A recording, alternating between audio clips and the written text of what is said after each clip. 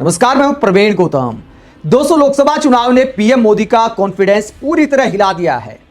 पहले तपस्या में कमी बताते हुए बहुत देर से फैसले वापस लेने पड़ते थे, लेकिन अब ऐसा हो गया है कि विपक्ष ने थोड़ी सी आवाज उठाई, थोड़ा सा विरोध किया तो पीएम मोदी डर जाते हैं कि कहीं भारी नुकसान तो नहीं हो जाएगा, कहीं गलती से भारी मिस्टेक तो नहीं हो गई, और उसके बाद सरकार कदम वापस खींच लेती है। एक बार फिर ऐसा हुआ है जो दिखाता है कि लोकसभा चुनाव के परिणाम के बाद पीएम मोदी पूरी तरह से हिल गए हैं।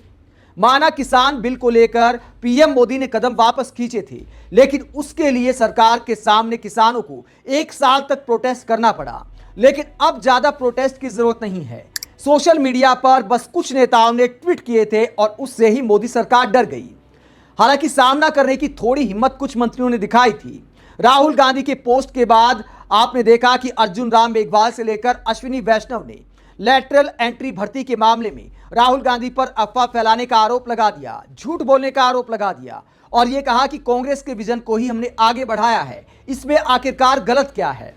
लेकिन दोस्तों, जब पूरा मामला राजनीतिक रंग लेने लगा, आरक्षण के मुद्दे पर पीएम मोदी और बीजेपी सरकार घिरने लगी, तो पीएम मोदी लगता है कि डर गए और सरकार ने लैटरल एंट्री भर्ती वापस लेने का फैसला किया है। जो विज्ञापन निकाला था, अब सरकार उससे पीछे हट गई है और यूपीएससी को बोल दिया गया है कि अब ये भर्तियां नहीं होंगी और ये मास्टर स्ट्रोक पीएम मोदी ने लिया है।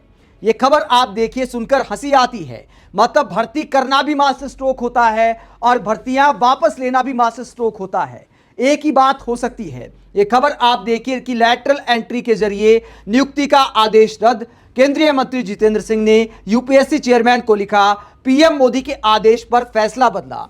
तो यह कहा गया है कि आदेश पीएम मोदी का है, जिसको लेकर यह फैसला बदला गया है कि अब जो 45 लैटरल भर्तियों का विज्ञापन निकाला गया था, लैटरल एंट्री भर्ती का जो विज्ञापन निकाला गया था, उसे रद्द कर दिया गया है।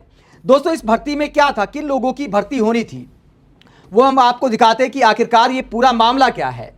लैटरल एंट्री का मतलब है बिना एग्जाम के सीधी भर्ती। लैटरल एंट्री के जरिए केंद्र सरकार यूपीएससी के बड़े पदों पर प्राइवेट सेक्टर के एक्सपर्ट्स की सीधी भर्ती करती है। इसमें राजस्व, वित्त, आर्थिक, कृषि, शिक्षा जैसे सेक्टर्स में लंबे समय से काम कर रहे लोग शामिल होते हैं। सरकार के मंत्रालयों में ज्वाइंट सेक्रेटरी, डायरेक्टर्स और डिप्टी सेक्रेटरी की पोस्ट पर भर्ती लैटरल एंट्री से की जाती है। यूपीएससी में लैटरल एंट्री की शुरुआत साल 2018 में हुई थी।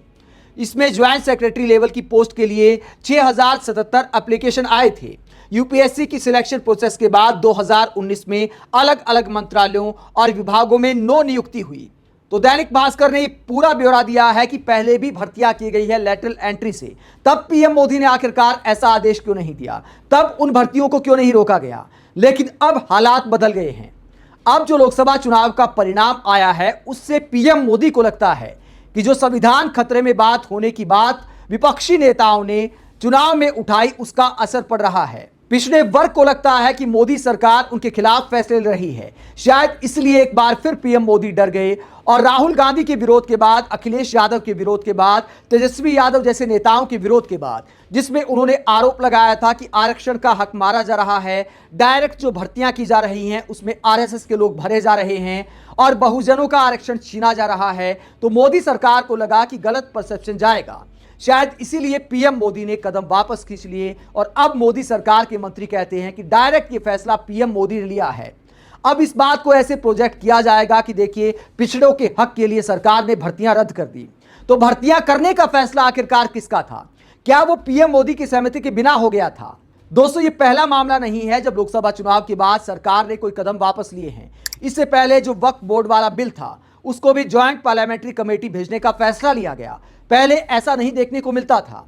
इसके अलावा ब्रॉडकास्टिंग बिल पर सरकार आगे बढ़ने की तैयारी कर रही थी, लेकिन सरकार ने कदम वापस खींच दिए और अब लैटरल एंट्री की भर्तियां भी रद्द कर दी गई हैं। और यह विपक्ष की एक तरह से जीत के समान है।